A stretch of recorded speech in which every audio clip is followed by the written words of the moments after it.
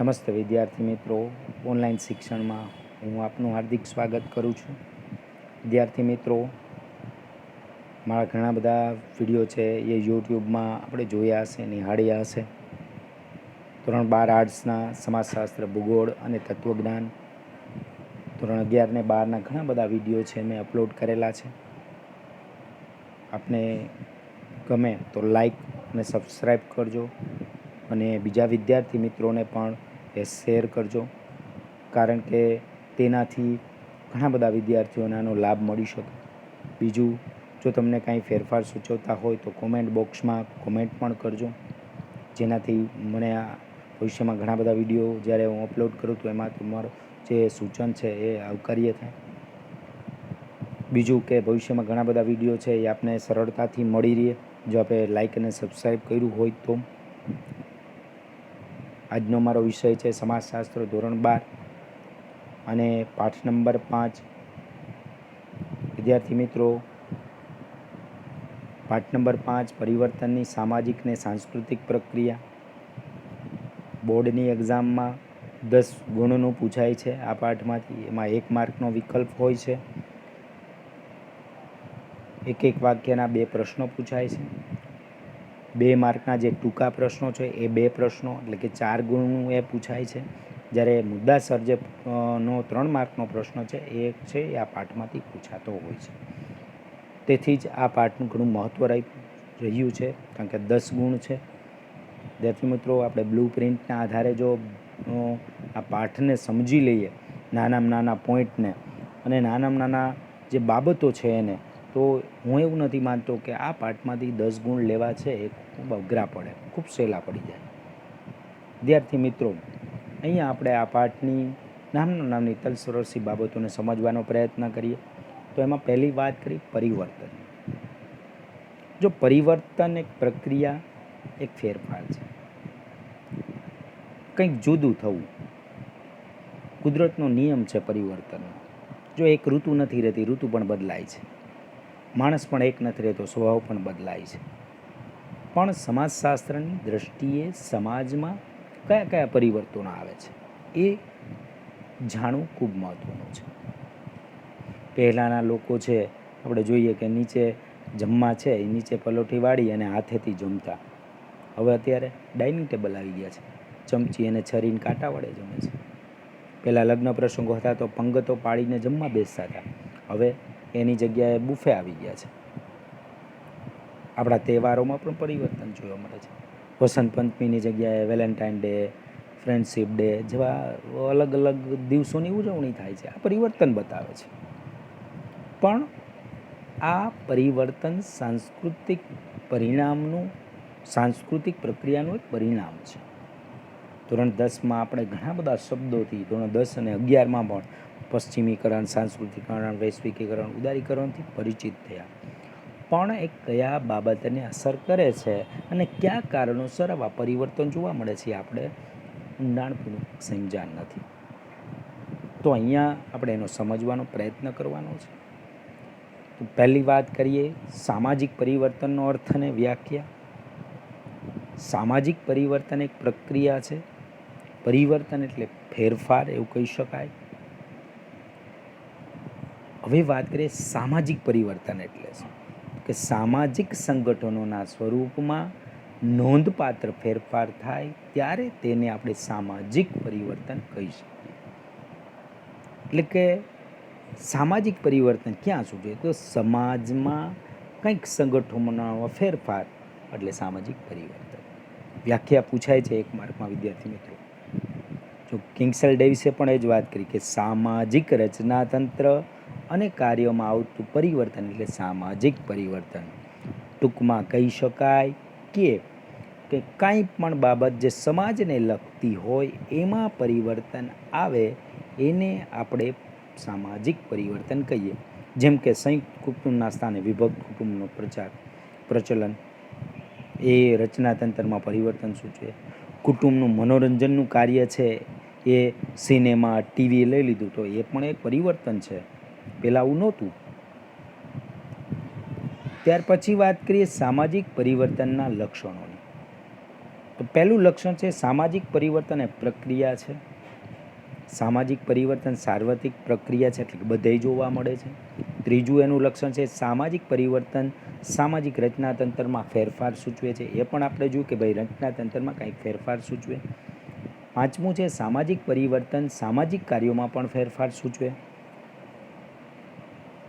પાંચમું લક્ષણ છે સામાજિક પરિવર્તન સ્વયંજનિત તેમજ આયોજિત પ્રક્રિયા સ્વરૂપે જોવા મળે છે. એટલે કે એનો કોઈ વ્યક્તિ સાથે કે બીજા કોઈ સંબંધ નથી, એનો ઉદ્ભવ છે એની રીતે થાય છે, સ્વયંજનિત છે અને એક આયોજિત પ્રક્રિયા છે. ધીરે ધીરે સ્ટેપમાં એનું પરિવર્તન જોવા મળે છે. હવે વાત કરીએ સાંસ્કૃતિક પ્રક્રિયાની, એટલે કે સાંસ્કૃતિક પરિવર્તનનો અર્થ અને વ્યાખ્યા. સાંસ્કૃતિક પરિવર્તન એક વિશાળ અર્થ ધરાવતી વિભાવના છે. તેમાં કલા, વિજ્ઞાન, યંત્ર વિજ્ઞાન, તત્વજ્ઞાન, ભાષા, સાહિત્યનો સમાવેશ થાય છે. સામાજિક સંગઠન તંત્રના સ્વરૂપો, રચના અને કાર્યમાં આવતા પરિવર્તનનો એનો સમાવેશ થાય છે. સંસ્કૃતિના ભૌતિક અને અભૌતિક પાસામાં આવતું પરિવર્તન એટલે સાંસ્કૃતિક પરિવર્તન. સાંસ્કૃતિક પરિવર્તનમાં ધર્મ, સાહિત્ય, કળા વગેરેમાં થતા પરિવર્તનનો સમાવેશ થાય છે. સામાજિક પરિવર્તન સાંસ્કૃતિક પરિવર્તનથી વધારે ગતિશીલ હોય છે, એવું મેકાઇવર અને પેજની વ્યાખ્યા આપેલી છે. જો સાંસ્કૃતિક પરિવર્તન, વિદ્યાર્થી મિત્રો, સંસ્કૃતિના ક્ષેત્રમાં આવતું પરિવર્તન. સંસ્કૃતિમાં શું આવે? કલા, વિજ્ઞાન, યંત્ર વિજ્ઞાન, તત્વજ્ઞાન, ભાષા, સાહિત્ય, ધર્મ, આ બધામાં કંઈક ને કંઈક પરિવર્તન આવે. ચિત્રકલા હોય, નૃત્યકલા હોય, જ્ઞાન હોય, બધામાં પરિવર્તન આવે. ભાષામાંય આપણે પરિવર્તન જોઈએ છીએ. અંગ્રેજી ભાષાનો ઉદ્ભવ એ પરિવર્તન છે, એ સાંસ્કૃતિક ભાષામાં પરિવર્તન છે. આ ઉપરાંત ભૌતિક અને અભૌતિક બાબતોમાં. ભૌતિક બાબતો કોને કહી શકાય? તો કે ફર્નિચર છે, યંત્રો છે, મકાનમાં જે પરિવર્તન આપણે જોવા મળે છે, પહેલાંના મકાનોના અત્યારના મકાનો, પહેલાંનું ફર્નિચર ને અત્યારનું ફર્નિચર આપણે જોઈએ છે બદલાઈ ગયું છે. નાના ફોનમાંથી અત્યારે ટેલિફોન, સ્માર્ટફોન સુધી આપણે પહોંચી ગયા છે. આ બધા છે એ ભૌતિક પરિવર્તન છે, જેને આપણે દેખીતા જોઈ શકીએ. અભૌતિક એટલે જ્ઞાનના પાસામાં હોય, ચિત્રકલામાં હોય, એમાં આવતા પરિવર્તનો છે. અને એટલે જ મેકાઇવર ને પેજે કહ્યું કે સામાજિક પરિવર્તન સાંસ્કૃતિક પરિવર્તનથી વધારે ગતિશીલ છે, એટલે કે એની ઝડપ સૌથી વધુ છે. ત્યાર પછી વાત કરીએ સાંસ્કૃતિક પરિવર્તનના લક્ષણોની. એનું પહેલું લક્ષણ છે સંસ્કૃતિના કોઈ પણ ભાગમાં આવતું પરિવર્તન. એટલે કે સંસ્કૃતિના નાનામાં નાના ભાગમાં આવતું પરિવર્તન એ સાંસ્કૃતિક પરિવર્તન છે. અત્યારે આપણે નવરાત્રિનું જે બદલાયેલું સ્વરૂપ છે તેની પણ વાત કરી શકીએ. બીજું લક્ષણ છે સમાજની સાધનાત્મક વ્યવસ્થામાં થતું પરિવર્તન. એટલે કે લગ્નના કાયદાઓમાં પરિવર્તન આવે છે. રાજાશાહીમાંથી લોકશાહી આવી, એ પણ એક સાધનાત્મક અને ધોરણાત્મક વ્યવસ્થામાં પરિવર્તન છે એ જોવા મળતું હોય છે. એમ સમાજમાં 3 પ્રકારના લક્ષણો સમાજ સાંસ્કૃતિક પરિવર્તન ધરાવે છે. ત્યાર પછી વાત કરીએ પરિવર્તનની સાંસ્કૃતિક પ્રક્રિયાની. સાંસ્કૃતિકરણ એટલે શું? સંસ્કૃતિકરણ, જો એના નામ ઉપરથી જ આપણે ધોરણ 11માં પણ સંસ્કૃતિકરણ વિશેની થોડીક આપણે સમજ મેળવી હતી. બરાબર, કે ભારતના જાણીતા સમાજશાસ્ત્રી ડૉક્ટર M.N. શ્રીનિવાસે સંસ્કૃતિકરણ જેવી સાંસ્કૃતિક પ્રક્રિયાનો ખ્યાલ આપ્યો છે. શ્રીનિવાસે સૌપ્રથમ તેના પુસ્તકમાં સંસ્કૃતિકરણને બ્રાહ્મણીકરણ એવું નામ આપ્યું હતું. ત્યારબાદ બ્રાહ્મણીકરણને બદલે સંસ્કૃતિકરણ શબ્દનો ઉપયોગ થયો. સામાન્ય અર્થમાં સંસ્કૃતિકરણ એટલે ઉપલી જ્ઞાતિનું અનુકરણ નિમ્ન જ્ઞાતિ કરે તેને સંસ્કૃતિકરણ કહેવાય. જો સંસ્કૃતિકરણ પહેલું વહેલું જે છે એ શ્રીનિવાસને પોતાના પુસ્તકમાં બ્રાહ્મણીકરણ શબ્દ આપ્યો. બ્રાહ્મણીકરણ પરથી ત્યારબાદ એને એવું સૂચવું કે આ શબ્દ છે એ યોગ્ય નથી, કારણ કે અહીંયા કોઈક જ્ઞાતિ સાથે શબ્દ જોડાયેલો હતો કે ભાઈ બ્રાહ્મણોનું જ લોકો અનુકરણ કરે છે. પછી જોયું એને કે ભાઈ નહીં, બ્રાહ્મણો નહીં, અહીંયા તો બધી જે ઉપલી જ્ઞાતિઓ છે એનું બધી નિમ્ન જ્ઞાતિઓ છે અનુકરણ કરે છે. તેથી જ એને એનું નામ બદલી અને સંસ્કૃતિકરણ શબ્દ આપ્યો. સામાન્ય અર્થમાં સંસ્કૃતિકરણ એટલે શું? તો કે ઉપલી જ્ઞાતિનું નીચલી જ્ઞાતિ અનુકરણ કરે. સંસ્કૃતિકરણ એક એવી પ્રક્રિયા છે જેના નિમ્ન હિન્દુ જ્ઞાતિ, આદિવાસી કે અન્ય સમૂહ તેનાથી ઉચ્ચ ગણાતી જ્ઞાતિઓ કે દ્વિજ જ્ઞાતિના રિવાજો, વિધિ વિધાન, વિચારસરણી અને જીવનશૈલીનું અનુકરણ કરે. આમ કરીને તેઓ પોતાનો પરંપરાગત સામાજિક દરજ્જો જ્ઞાતિના કોટિક્રમમાં ઊંચ હોવાનો દાવો કરે છે. એવું એમ.એન. શ્રીનિવાસ કહે છે કે ભાઈ સંસ્કૃતિકરણ પ્રક્રિયા શું છે? એક તો આદિવાસીઓ, ઘણી નિમ્ન હિન્દુ જ્ઞાતિઓ અને જે ઉચ્ચ જ્ઞાતિ ગણાતી હોય એને જોઈ અને એના રીતિ રિવાજો, એની વિચારસરણી, જીવનશૈલીનું અનુકરણ કરે અને પોતે છે ઊંચી છે એવો દાવો કરે. જો ઘણીવાર આપણે જોઈએ છીએ આપણા ગામોમાં, આપણા શહેરોમાં આપણે ઘણા ઊંચી જ્ઞાતિ હોય ને એનું અનુકરણ કરતા હોય. રિવાજોમાં, લગ્ન પ્રસંગોમાં એ લોકોએ આમ કર્યું તો આપણે આમ કરવું જોઈએ, એ લોકોએ આમ પહેરે છે તો આપણે કરવું જોઈએ, એ લોકો આમ રહે છે તો આપણે આમ રહેવું જોઈએ, એ લોકો એવું ખાય છે, એવું બોલે છે, એવું પહેરે છે, આ બધું જે છે એ આપણે અનુકરણ કરીએ ને એના જેવા બનવા જાય એને સાંસ્કૃતિકરણ કહેવામાં આવે છે. પશ્ચિમીકરણની પ્રક્રિયા યુરોપ પ્રજાના સંપર્કથી શરૂ થાય. ડૉક્ટર એમ.એન. શ્રીનિવાસે આધુનિક ભારતમાં સામાજિક પરિવર્તન પુસ્તકમાં સંસ્કૃતિકરણની પ્રક્રિયાના પાસાની ચર્ચા છે એ કરી છે. હવે સંસ્કૃતિકરણના પાસાની વાત કરીએ. એમ.એન. શ્રીનિવાસે જે પોતાના પુસ્તકમાં બતાવ્યા એની, તો કે સંસ્કૃતિકરણની પ્રક્રિયા સમૂહલક્ષી છે, એટલે કે આ પ્રક્રિયામાં વ્યક્તિ નહીં સમગ્ર જ્ઞાતિ સમૂહ ઊભી ગતિશીલતા પ્રાપ્ત કરે છે. સાંસ્કૃતિકરણથી જે ગતિશીલતા કે પરિવર્તન આવે છે તેનાથી જ્ઞાતિના કોટિક્રમમાં ફેરફાર કે દરજ્જામાં પરિવર્તન આવે છે, પરંતુ માળખાગત પરિવર્તન આવતું નથી. ત્રીજું પાસામાં જોઈએ તો કે સંસ્કૃતિકરણથી આર્થિક ઉન્નતિ થાય એવી કોઈ ખાતરી નથી, એટલે કે આર્થિક રીતે સંસ્કૃતિકરણથી ફાયદો થાય એવું કોઈ જરૂરી નથી. સંસ્કૃતિકરણના ખ્યાલમાં સ્થાનિક પ્રભાવી જ્ઞાતિની ભૂમિકા મહત્ત્વની છે. પાંચમું એનો પાસું છે સંસ્કૃતિકરણની પ્રક્રિયા દરમિયાન સંઘર્ષ અને વિરોધ પણ જોવા મળે છે. છઠ્ઠું છે કેટલીક નિમ્ન જ્ઞાતિઓ ઉપલી જ્ઞાતિનું નામ અને અટક સ્વીકારી ઉચ્ચ સ્થાન માટે દાવો કરતી પણ જોવા મળતી હોય, એવું પણ ઘણી ઘટનાઓમાં જોવા મળે છે. સંસ્કૃતિની પ્રક્રિયા દ્વિમાર્ગીય છે, એટલે એક માર્ગ ઉપર જે ઊંચી જ્ઞાતિ અને બીજામાં છે એ નિમ્ન જ્ઞાતિ છે એમ કહી શકાય, એટલે કે દ્વિમાર્ગીય બંને માર્ગ છે. સંસ્કૃતિકરણની પ્રક્રિયા માત્ર હિન્દુ જ્ઞાતિમાં જોવા મળે એવું નથી, પરંતુ આદિવાસી સમૂહમાં પણ આ પ્રક્રિયા છે એ જોવા મળતી હોય છે.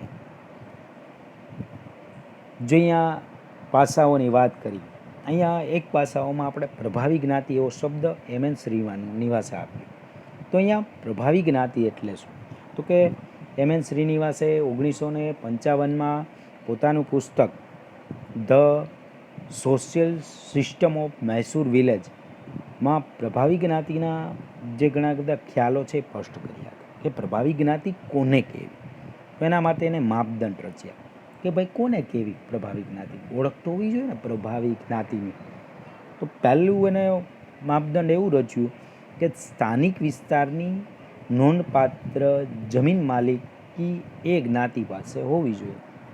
જો કોઈ પ્રભાવી જ્ઞાતિ હોય તો એની પાસે એની સ્થાનિક કક્ષામાં જેટલી જમીન હોય એમાંથી વધુ જમીન એની પાસે હોવી જોઈએ. બીજું, સંખ્યાની દ્રષ્ટિએ વિસ્તારમાં નોંધપાત્ર વસ્તી હોવી જોઈએ. પહેલું, જમીન માલિકી વધુ હોવી જોઈએ, વસ્તી વધુ હોવી જોઈએ. બીજું, ત્રીજું, ઉચ્ચ પારંપરિક દરજ્જો, શિક્ષણનું પ્રમાણ, નોકરીઓ, આવકના સ્ત્રોતો, સત્તા પ્રતિષ્ઠા વગેરે છે એ વધુ હોવા જોઈએ, એટલે કે વધુ નોકરી, વધુ શિક્ષણ એ પણ હોવું જોઈએ. આ ત્રણ પાસાઓ એને છે એ મૂક્યા કે ભાઈ આ ત્રણ પાસાઓ હોય તો આને પ્રભાવી જ્ઞાતિ કહેવી. ગુજરાતમાં ક્ષત્રિય અને પાટીદાર પ્રભાવી જ્ઞાતિનો દરજ્જો ધરાવે, એટલે ગુજરાતમાં જે ક્ષત્રિયો છે અને જે પાટીદાર પટેલો છે એ પ્રભાવી જ્ઞાતિમાં સ્થાનાંતર, કારણ કે એની પાસે જમીન મિલકત વધુ હોય, એની સંખ્યા વધુ હોય, એનું શિક્ષણનું પ્રમાણ, નોકરીનું પ્રમાણ વધુ હોય, એ આપણે જોઈ શકીએ છીએ. હવે સંસ્કૃતિકરણની ખ્યાલની મર્યાદા શું છે? તો એની 3 મર્યાદા છે. એટલે કે સંસ્કૃતિકરણની પ્રક્રિયાથી સમાજમાં પ્રસરેલી અસમાનતા, ભેદભાવ નાબૂદ થતો નથી, તે નોંધવું જરૂરી છે. જો કાંઈક મર્યાદા છે પ્રભાવીકરણ ને સંસ્કૃતિકરણને આપણે પ્રભાવી જ્ઞાતિની જોઈ વાત, તો એની સામે સંસ્કૃતિકરણની મર્યાદા શું છે? તો કે ભાઈ જે સમાજમાં અસમાનતા ફેલાય છે એ નાબૂદ કરી શકતું નથી. બીજું છે સંસ્કૃતિકરણની પ્રક્રિયામાં ઉચ્ચ જ્ઞાતિના લોકોની જીવનશૈલી ઈચ્છનીય અને અનુકરણીય છે તેવું દર્શાવે છે. કેવું માને ભાઈ ઊંચી જ્ઞાતિ છે એની જેટલી પણ જીવનશૈલી છે એ બધી સારી છે, આપણી નબળી છે એવું સાબિત થાય. ત્રીજું એની મર્યાદા છે મહિલાઓના દરજ્જામાં નોંધપાત્ર પરિવર્તન આવતું નથી. એટલે કે જે મહિલાનો નિમ્ન દરજ્જો તો એ નિમ્ન ને નિમ્ન જ રહ્યો, એ છે એ સંસ્કૃતિકરણને કારણે છે એવું જોવા મળ્યું. ત્યાર પછી અતિ મહત્ત્વના પોઈન્ટની વાત કરીએ તો પશ્ચિમીકરણ, એનો ખ્યાલ અને પાસાની વાત કરીએ. પશ્ચિમીકરણ એક એવી પ્રક્રિયા છે જેમાં ભારતમાં 150 વર્ષના બ્રિટિશ સામ્રાજ્યને કારણે ભારતીય સમાજ અને સંસ્કૃતિમાં વિવિધ સ્તરે પરિવર્તનો આવ્યા, જેમ કે યાંત્રિકી, સંસ્થાકીય, વૈચારિક અને મૂલ્ય સંબંધિત પરિવર્તનો કહી શકાય. જો ઘણા બધા પરિવર્તન, 150 વર્ષ આપણી ઉપર અંગ્રેજોએ રાજ કર્યું તો આપણા બધા પાસાઓમાં ફેરફાર જોવા મળ્યો. સંસ્કૃતિકરણમાં, યાંત્રિક બાબતોમાં, ટેલિફોન, રેલ, બસોમાં, આ તે ઘણું બધું યાંત્રિકમાં બધો ફેરફાર જોવા મળ્યો. તાર ટપાલ, આ તે સંસ્થાકીય બાબતોમાં ફેરફાર, નવી નવી કંપનીઓ અસ્તિત્વમાં આવી, વિચારોમાં પરિવર્તન, મૂલ્યોમાં પરિવર્તન, પુષ્કળ પરિવર્તન આવ્યું. એ બધું પરિવર્તન છે પશ્ચિમીકરણ કહી શકાય. હવે એના ઘણા બધા પાસાની વાત કરીએ, એ પણ એમ શ્રીનિવાસને દર્શાવેલા. કૃષિ ક્ષેત્રે આવેલું પરિવર્તન, કૃષિ એટલે ખેતીમાં આવેલું પરિવર્તન, જે આપણે જૂની પુરાણી ખેતી કરતા હતા એની જગ્યાએ અત્યારે આધુનિક ખેતી છે એ બ્રિટિશરોને દેન છે. જમીનદારી, રહેવતવારી એ બધી નાબૂદ થઈ ગઈ અને એના કારણે નવી પદ્ધતિઓ છે અમલમાં આવી. નવા કાયદા કાનૂન અને ન્યાયતંત્રની રચના, જો નવેસરથી પોલીસ દળની રચનાઓ થઈ, સમાજમાં નવા કાયદાઓ, નવા કાનૂન છે એ અમલમાં આવ્યા, એ પણ પશ્ચિમીકરણને કારણે. પશ્ચિમી શિક્ષણ વ્યવસ્થા આવી અને નવા વિચારો અને મૂલ્યોનો પ્રચાર પ્રસાર થયો. નવી શિક્ષણ વ્યવસ્થા આપી, ગ્રામ્ય વિસ્તારોમાં પણ શિક્ષણનો પ્રચાર અને પ્રસાર થયો. છાપખાનેની શરૂઆત થતાં વૈશ્વિક સ્તરના નવા વિચારો, મૂલ્યો પ્રચારમાં આવ્યા અને સ્થાનિક અખબારો, પુસ્તકો, સામયિકોનું પ્રકાશન સહિત શરૂ થયું. સમાનતા, સ્વતંત્રતા, બિનસાંપ્રદાયિકતાના નવા ખ્યાલથી ભારતમાં માનવતાવાદી વાતાવરણ સર્જાયું. જો અંગ્રેજોને કારણે ઘણા બધા આપણે ફાયદા પણ થયા. સમાનતા, સ્વતંત્રતા અને બિનસાંપ્રદાયિકતા, બધા ધર્મનો સ્વીકાર, એવા નવા ખ્યાલનું ભારતમાં એના કારણે માનવતા જાગી. નવો મધ્યમ વર્ગ આવ્યો, બુદ્ધિજીવી વર્ગનો પણ વિકાસ થયો. લોકશાહી શાસન વ્યવસ્થાને લોકોએ સ્વીકારી, રાજાશાહીમાંથી લોકોને છે એ લોકશાહી શાસન વ્યવસ્થા, એ પણ પશ્ચિમીકરણના પાસાઓ છે. ત્યાર પછીના મુદ્દાની વાત કરીએ તો વૈશ્વિકીકરણ. વૈશ્વિકીકરણનો અર્થ અને તેના લક્ષણો અને તેની વ્યાખ્યા. વૈશ્વિકીકરણ એ જટિલ સામાજિક, આર્થિક અને રાજકીય પ્રક્રિયા છે જે વિશ્વના તમામ દેશોમાં જોવા મળે છે. વૈશ્વિકીકરણનો સીધો અર્થ એ થાય કે સમગ્ર જગતના દેશો વૈશ્વિક સ્તરે વિચારણા કરે. માલ્કમ વોટસનના મતે વૈશ્વિકીકરણ એક પ્રક્રિયા છે જેમાં સામાજિક સાંસ્કૃતિક વ્યવસ્થા પર જે ભૌગોલિક દબાણ હોય છે તે પાછળ હટી જાય છે અને લોકો પણ સમજે છે કે ભૌગોલિક સીમાનો અર્થ વગરની કે બે મતલબ હોય છે. તો વૈશ્વિકીકરણ 21મી સદીમાં સામાજિક પરિવર્તનની ચર્ચા વૈશ્વિકીકરણ અને ઉદારના સંદર્ભમાં અધૂરી ગણાય. વિશ્વ એક સમાજ અને એક આંતરરાષ્ટ્રીય બજાર બની જશે. એવો ભય ઊભો થયો હોવાથી સમાજશાસ્ત્ર અને માનવશાસ્ત્ર બંને પ્રક્રિયાનો અભ્યાસમાં રસ જાગ્યો. તેથી જ આપણે અહીંયા વૈશ્વિકીકરણને સમજવી ખૂબ જરૂરી છે. હવે વાત કરીએ વૈશ્વિકીકરણના લક્ષણોની. એક જટિલ પ્રક્રિયા છે, બહુવિધ પાસા ધરાવતી એક પ્રક્રિયા છે, નવશોધ અને પ્રસરણ સૂચવતી પ્રક્રિયા છે. જો નવા ઉદ્યોગો, નવા યંત્રો, નવી શોધોને પ્રોત્સાહન મળ્યું, આ બધું જોવા મળે છે વૈશ્વિકીકરણને કારણે.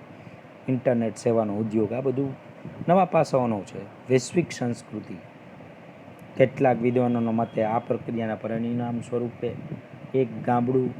વિશ્વ એક ગામડું બનતા એક નવી સંસ્કૃતિનો ઉદ્ભવ થયો છે. કુટુંબ, લગ્ન, મનોરંજન, સાહિત્ય, કલા એની સમગ્ર અસર છે એ જોવા મળે છે. આપણે જોઈએ છીએ આજે વેલેન્ટાઇન ડે અને ફ્રેન્ડશિપ ડે અને વિશ્વમાં બધા ઉજવતા જોવા મળે છે. સંસ્કૃતિનું સમન્વયીકરણ. વિશ્વમાં આપણે જોઈએ છીએ કે આપણા ગરબાઓ છે વિશ્વના દરેક દેશોમાં રમાતા જોવા મળે છે. બીજા દેશોના જે તહેવારો છે એ પણ આપણે ઉજવીએ છીએ. આ બધું શું છે? સંસ્કૃતિનું સમન્વયીકરણ. વિનિમયનું સાધન ચલણ બન્યું.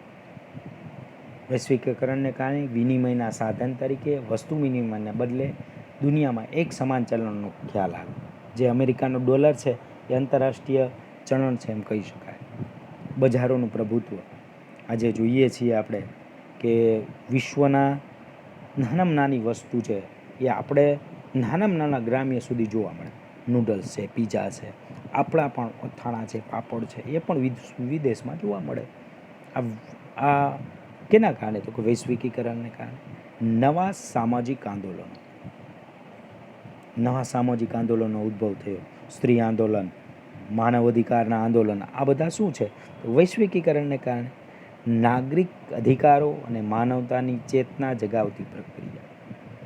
જો માણસના જે નાગરિકના પોતાના અધિકારો છે એ લેવા આજે દરેક વ્યક્તિ જાગૃત બન્યો.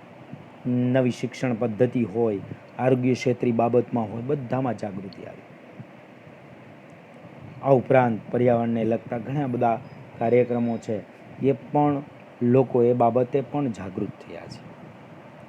આ વાત હતી વૈશ્વિકીકરણના લક્ષણો. ત્યાર પછી વાત કરી ઉદારીકરણનો અર્થ અને વ્યાખ્યા. ઉદારીકરણની નીતિ એટલે ખાનગીકરણની નીતિ. સરકારની ઉદ્યોગની સ્થાપના અને વિકાસ અંગેની હસ્તક્ષેપ વગરની નીતિ એટલે ઉદારીકરણ. ઉદારીકરણ એ વૈશ્વિકીકરણની પૂર્વ શરત છે. જો આ ખાલી જગ્યામાં પૂછાય છે કે ઉદારીકરણ એ ખાલી જગ્યાની પૂર્વ શરત છે તો શું આવે? વૈશ્વિકીકરણની પૂર્વ શરત છે. ઉદારીકરણ અને વૈશ્વિકીકરણના ભાગરૂપે વૈશ્વિક બજાર દેશની અર્થવ્યવસ્થા માટે લાભકારી બને તેને અનુરૂપ વ્યાપાર ઉદ્યોગોને વિનિમય કરતા નિયમો અને આર્થિક નિયંત્રણોને ઉદાર બનાવવા. દાખલા તરીકે વિવિધ ક્ષેત્રમાં સીધા વિદેશી રોકાણને પરવાનગી આપવી. જો ઉદારીકરણ એટલે ખાનગીકરણ. સરકાર દ્વારા ઘણા બધા ઉદ્યોગો છે એમાં વધુમાં વધુ પરવાના આપવા, મૂડીરોકાણ, નફાની પ્રાપ્તિ માટે ખાનગી ક્ષેત્ર માટે અનુકૂળતા ઊભી કરવી, સસ્તા ભાવે જમીનો આપવી, લોનો આપવી, ઘણી બધી બાબતો આવે. ટૂંકમાં સરકારની ઉદ્યોગની સ્થાપના અને વિકાસ માટેની હસ્તક્ષેપ વગરની નીતિ.